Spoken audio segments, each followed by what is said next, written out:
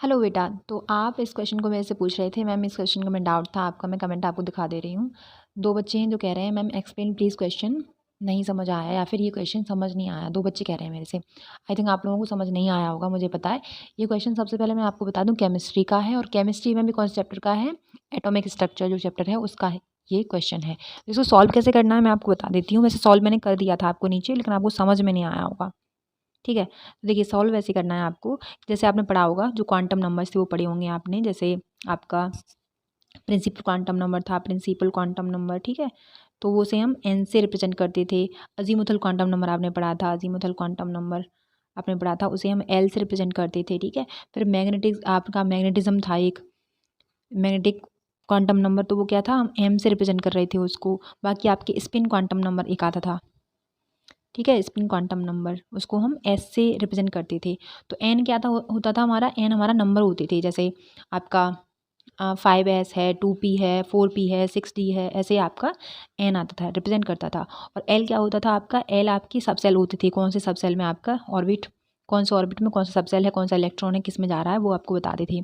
Magnetism वो होता था जिसमें ना आपकी सारी जो प्लस माइनस है या फिर कहाँ से कहाँ तक जा रहा है, तो वो होता था। बाकी स्पिन क्वांटम नंबर तो आपको पता ही है, स्पिन क्या है, वो कैसे एंटी क्लॉकवाइज इलेक्ट्रॉन स्पिन कर रहा है सेल में, या फिर आपका क्लॉकवाइज कर रहा है, तो वैसे था ऐसे, ठीक है। वही उसी से रिलेटेड क्वेश्चन है, तो उसमें कुछ नहीं है, इसमें बस साई लगा दी है और 4 1 10 ये आपका एक नंबर दे दिया है। तो जैसे कि मैं आपको बताया, जो एन है आपका प्रिंसिपल क्वांटम नंबर होता है, तो एन को हम लिखते हैं, प्रिंसिपल क्वांटम नंबर हो सकते हैं 1 2 और 3 4 एंड सो ऑन, ऐसे हो सकते हैं प्रिंसिपल क्वांटम नंबर।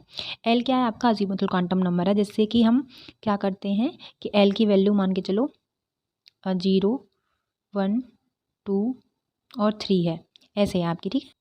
जैसे मान के चलो कि एल की जो वैल्यू है आपकी, एल इक्वल्स टू 1 0 1 2 3, ऐसे है आपका। 4 भी हो सकता है, ठीक है। तो जो 0 से होता था वो क्या होता था, हमारा एस ब्लॉक होता था। फिर आपका पी ब्लॉक होता था। फिर 2 से आपका क्या है, आपका एस पी डी ब्लॉक होता था। और 3 से आपका एफ ब्लॉक होता था। ऐसे ही क्वेश्चन को ऐसे सॉल्व करना है। तो बस वही है कि यहाँ पे देखो, यहाँ पे करके देख लो आप कि ये क्या है, साई 410, ठीक है। तो 4 क्या है हमारा, प्रिंसिपल क्वांटम नंबर है, एन रिप्रेजेंट कर रहा है। 1 क्या है हमारा, अजीमुथल क्वांटम नंबर है। 1 से क्या आता है हमारा, पी आता है। देखो 1 से अभी पी लिखा मैंने, तो 1 से हमारा पी आ गया, ठीक है। ये अजीमुथल क्वांटम नंबर है, मतलब एल रिप्रेजेंट कर रहा है इसको। और 0 क्या है हमारा, 0 आपका मैग्नेटिज्म क्वांटम नंबर है, जो मैग्नेटिक क्वांटम नंबर होता है वो है आपका। तो 0 से तो कोई मतलब नहीं है, क्योंकि 0 से दूसरे जो रहना है तो वो खराब ही है, वो उसका कोई मतलब ही नहीं बनता। तो हम एन और एल को देखेंगे। अब एन को मैंने क्या बताया था, एन वो था जिसमें 1 2 3 4 एंड सो ऑन नंबर्स आते थे। तो एन कितना है हमारा, 4 है, एन इक्वल्स टू 4 है। और जो हमारा एल है, एल कितना है हमारा, एल क्या है, एल में हमारा 1 आ रहा है। तो 1 में क्या आता है, 0 1 2 3। तो 1 में क्या आता है हमारा, 1 में पी आ रहा है, तो पी हो जाएगा। तो इसीलिए इसका 4p इसका आंसर सही है। आई होप आप लोगों को समझ में आ गया होगा। Hello everybody, welcome back to my channel beginners. और बेटा आपके ये क्वेश्चंस हैं, वो क्या हैं आपके क्वेश्चन, मैं बताती हूँ आपको। ये आपके चैप्टर वाइज क्वेश्चंस होने वाले हैं, फिजिक्स केमिस्ट्री और बायो के तीनों सब्जेक्ट के मैं आपके करा रही हूँ चैप्टर वाइज क्वेश्चंस। तो आप कर लीजिए। पहला ही चैप्टर है फिजिक्स का, एक प्रीवियस लेक्चर में डाल दिया। केमिस्ट्री का आपने ना देखा हो तो आप देख लें ज़रूर। और ये जो हैं क्वेश्चंस वो फिजिक्स के हैं। तो फिजिक्स में पहला चैप्टर आपको पता है यूनिट डायमेंशन है। तो डायमेंशन मेजरमेंट हम दोनों ही कराएंगे, चिंता मत करो आप। तो आप क्वेश्चन पहला देख लो। ये आप किसी के लिए तैयार कर सकते हो, कोई भी एग्ज़ाम हो आपका, ग्रेजुएशन का, सॉरी, बीएससी नर्सिंग का हो, एम्स बीएससी नर्सिंग का हो, यूपी बीएससी नर्सिंग का हो, और इवन आपका जो भी कोई भी अगर कोई भी स्टेट का हो तो उसके लिए भी आप कर सकते हो, ठीक है। देखिए पहला क्वेश्चन देखिए, कह रहे हैं आपसे कि इन 1913 Niels Bohr gave theory on the basis of. जो नील बोहर थे उन्होंने एक थियरी दी थी, वो किसके बेसिस पे दी थी वो आपको बतानी है। तो 1913 में जो नील बोहर थे उन्होंने थियरी दी थी, वो किसके बेसिस पे दी थी, quantum theory of hydrogen atom के बेसिस पे उन्होंने ये थियरी दी थी, ठीक है। नेक्स्ट क्वेश्चन, क्वेश्चन देखिए सेकंड कह रहे हैं आपसे, Maxwell set of equation encapsulated basic laws such as. तो आपसे कह रहे हैं कि जो मैक्सवेल ने एक इक्वेशन दिया था वो किस पे दिया था, किसके बेसिस पे दिया था, वो आपको बताना है। तो बोथ ए एंड बी इसमें ऑप्शन सही है, मतलब आपका आपका कूलाम एंड ऑस्टर लॉ भी था इसमें, और आपका एम्पियर एंड फेराडेज लॉ भी था, ठीक है। फोर्थ ऑप्शन आपका बिल्कुल करेक्ट है। नेक्स्ट क्वेश्चन देखिए, कह रहे हैं आपसे कि in physics qualitative measurement is central of the growth of science because, तो ये क्या होता है, ऑल ऑफ दीज, इसमें आंसर आपका सही हो जाएगा। Laws of nature expressible in precise mathematical equations, basic laws होंगे आपके, universally apply in different context, और strategy of approximation turn out to be very successful. ये आपके क्या हो जाएंगे, ऑप्शन हो जाएंगे, सारे ही सही हैं इसमें, आप ऑप्शन आपकी सही है। नेक्स्ट क्वेश्चन देखिए, फोर्थ कह रहे हैं which of the following is correct. Correct option आपसे पूछा है, इनमें से कौन सा करेक्ट होगा वो बताना है आपको। तो इसमें से जो करेक्ट ऑप्शन है वो क्या है, बोथ ए एंड बी आपके करेक्ट हैं। Technology gives rise to new physics, गलत है ये, नहीं ये सही है, सॉरी ये सही है, टेक्नोलॉजी हमें देती है न्यू फिजिक्स को। फिर बी ऑप्शन है आपका wireless communication followed the discovery of basis law of electricity and magnetism, सही है ये भी, आपको पता है वायरलेस कम्युनिकेशन हो रहा है, कोई डाउट नहीं है, और टेक्नोलॉजी हमें न्यू फिजिक्स दे रही होती है, तो ए एंड बी आपका ऑप्शन करेक्ट हो जाएगा।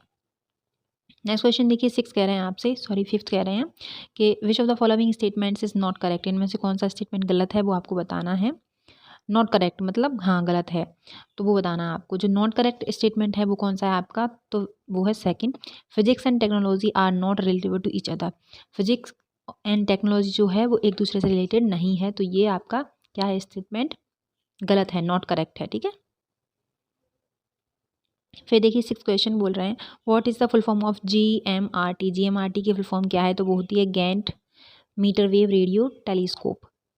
Next question, microscope forces are. Microscopic जो फोर्सेस होते हैं वो कौन से होते हैं, क्या होते हैं वो आपको बताना है। तो माइक्रोस्कोपिक जो फोर्सेस होते हैं आपके, वो कॉन्टैक्ट फोर्स बिटवीन बॉडीज़ में होता है, विस्कस फोर्स भी होता है आपका, और surface tension of a liquid, ये आपके माइक्रोस्कोपिक फोर्सेस होते हैं। तो ये ऑल ऑफ द अबव आपका ऑप्शन हो जाएगा, मतलब डी ऑप्शन आपका करेक्ट है इसमें। नेक्स्ट क्वेश्चन देखिए, कह रहे हैं आपसे 8 के forces acting on microscopic domain are. तो जो फोर्सेस एक्ट करते हैं किस पे, माइक्रोस्कोपिक डोमेन पे, वो कौन से फोर्सेस होते हैं वो आपको बताना है। तो वो इलेक्ट्रिक फोर्सेस भी हो सकते हैं बेटा, वो आपके मैग्नेटिक फोर्सेस भी हो सकते हैं, न्यूक्लियर फोर्सेस भी हो सकते हैं। इट मीन्स कि आपके ऑल ऑफ दी अबव आपके ऑप्शंस करेक्ट है, मतलब डी ऑप्शन आपका बिल्कुल सही है। नेक्स्ट क्वेश्चन देखिए, कह रहे हैं आपसे the elastic spring force arises due. जो इलास्टिक स्प्रिंग फोर्स होता है वो किससे अराइजेस होता है, क्यों अराइजेस होता है, वो आपको बताना है। तो वो क्या करते हैं, to net attraction between the neighbouring atom of the spring. यहाँ पे टू नेट है, ठीक है, to net, to net, to net attraction between the neighbouring atoms of the spring, ये आपका ऑप्शन सही है। फिर आपका है to net repulsion between neighbouring atoms of the spring, ये भी आपका ऑप्शन सही है, कि इट मीन्स आपका both A and B option आपका सही हो जाएगा इसमें, ठीक है। नेक्स्ट क्वेश्चन देखिए, नेक्स्ट क्वेश्चन आपसे कह रहे हैं जो ड्राइव्ड आपके फोर्सेज होते हैं, ड्राइव्ड फोर्सेज कौन से होते हैं वो आपको बताने हैं। तो ड्राइव्ड जो फोर्सेज होते हैं आपके, वो होते हैं आपके स्प्रिंग फोर्स भी आपका ड्राइव फोर्स होता है, और आपका फ्रिक्शन फोर्स भी आपका ड्राइव फोर्स होता है। तो आपका बोथ ए एंड बी सही ऑप्शन हो जाएगा, बोथ ए एंड बी आपका करेक्ट ऑप्शन हो जाएगा, ठीक है। नेक्स्ट क्वेश्चन देखिए, कह रहे हैं इसमें कि what is the range of the gravitational force. Gravitational force की क्या रेंज होती है वो आपको बतानी है। तो ग्रेविटेशनल फोर्स की आपको सभी को पता है कि वो इन्फिनिटी तक रेंज होती है उसकी, ठीक है। तो आपका सी ऑप्शन सही हो जाएगा, इन्फानाइट। आप इसको ऐसे भी सिंबल आ सकता है इन्फानाइट का, ठीक है, अनंत बोलते हैं इसको हिंदी में। नेक्स्ट क्वेश्चन देखिए, 12 बोल रहे हैं in gravitational force. Gravitational force में क्या होता है वो आपको बताना है। तो कह रहे हैं आपसे कि there is a mutual force होता है ये of attraction between two object. Mutual force को अट्रैक्ट मतलब दो बॉडीज़ हैं उनके बीच में म्यूचुअल अट्रैक्शन फोर्स है ये, by virtue of their masses, उनके मासेस को लेकर। इट इज़ यूनिवर्सल फोर्स, बिल्कुल सही है, यूनिवर्सल फोर्सेस तो होता ही होता है, आपको पता है, ठीक है, ये ऑप्शन तो सही सही है। It causes formation and evolution of stars, galaxies and galactic clusters. तो ये भी मुझे सही लग रहा है आपका ऑप्शन, ये भी सही है और ये भी सही है। इट मीन्स आपका ऑल ऑफ दीज ऑप्शन सही हो जाएगा, मतलब डी ऑप्शन आपका करेक्ट हो जाएगा। नेक्स्ट क्वेश्चन देखिए, इलेक्ट्रोमैग्नेटिक फोर्सेस इज। इलेक्ट्रोमैग्नेटिक जो फोर्सेस होते हैं वो कैसे होते हैं वो आपको बताने हैं। तो इलेक्ट्रिक मैग्नेटिक जो फोर्सेस होते हैं वो होते हैं आपके, देखिए, the force between charge particle, बिल्कुल सही है, चार्ज इन मोशन, बिल्कुल ठीक है, और 10⁻⁻36 sorry times gravitational force between two protons for any fixed distance, ये भी बिल्कुल ठीक है। तो इसका आंसर आपका ऑल ऑफ दिस, इसका आंसर भी हो जाएगा। ऑल ऑफ दी अबव इसका आंसर भी हो जाएगा आपका, ठीक है। नेक्स्ट क्वेश्चन देखिए 14 कह रहे हैं आपसे कि which of the following is the biggest force, इसमें से बिगेस्ट फोर्स आपसे पूछ रहे हैं कौन सा है। तो सभी को पता होगा, मुझे लगता है आप लोगों को पता होगा बिगेस्ट फोर्स क्या होता है। तो बिगेस्ट फोर्स आपका होता है ग्रेविटेशनल फोर्स, सबसे ज़्यादा बिगेस्ट फोर्स होता है। द बिगेस्ट फोर्स इज़ कौन सा है, ग्रेविटेशनल फोर्स। नेक्स्ट क्वेश्चन के देखिए 15 electric force manifest itself it in atmosphere where. तो कह रहे हैं इलेक्ट्रिक फोर्स जो होता है मैनिफेस्ट करता है इटसेल्फ को इन एटमॉस्फेयर में। तो वेयर कहाँ पे करता है वो आपसे ये पूछ रहे हैं। तो वो करता है आपका atoms are ionised and that lead to lightning. B option आपका सही हो जाएगा। नेक्स्ट क्वेश्चन देखिए कह रहे हैं आपसे 16 कि when we hold a book in our hand, जब हम एक बुक को होल्ड करते हैं अपने हाथों में, we are balancing the gravitational force on the book due to. तो जो हम बैलेंस कर रहे हैं ग्रेविटेशनल फोर्स को, वो किसकी वजह से हो रहा है वो आपको बताना है। जब हम किसी को हम अपने हाथों में होल्ड करके रखते हैं तो friction force provide our by our book, तो वो हमारी फ्रिक्शनल फोर्स प्रोवाइड होता है बाई अवर बुक के द्वारा। नेक्स्ट क्वेश्चन देखिए 17 कह रहे हैं आपसे कि protons and neutrons are built out of still more elementary constituent called. तो प्रोटॉन्स एंड जो न्यूट्रॉन्स होते हैं वो बिल्ड करते हैं out of the still more elementary. तो इसको बोलते हैं हम, क्या बोलते हैं इसको बताइए, क्वार्क्स, ठीक है। आपका बी ऑप्शन सही हो जाएगा। नेक्स्ट क्वेश्चन देखिए 18 कह रहे हैं आपसे कि the unification of electromagnetism and optics leads to the. तो जो unification of optics magnetism and optics होता है discovery of lights as an electromagnetic wave. Next question देखिए 19 सेकंड लास्ट क्वेश्चन है आपका ये। For motion under an external conservative force total टेस is constant. तो इसमें मैग्नेटिक एनर्जी आपकी कांस्टेंट रहती है, ठीक है। Last but not the least कह रहे हैं prior to the advent of the Einstein's theory of relativity it was concluded that. तो वो क्या कंक्लूड करती है, वो करती है आपका first matter was thought to be indestructible, ठीक है। तो ये कह रहा है आपसे prior to the advent of the Einstein theory of relativity was concluded that. जो थियरी दी थी किसने, हमारे आइंस्टाइन जी उन्होंने, तो वो रिलेटिविटी के उसमें दी थी।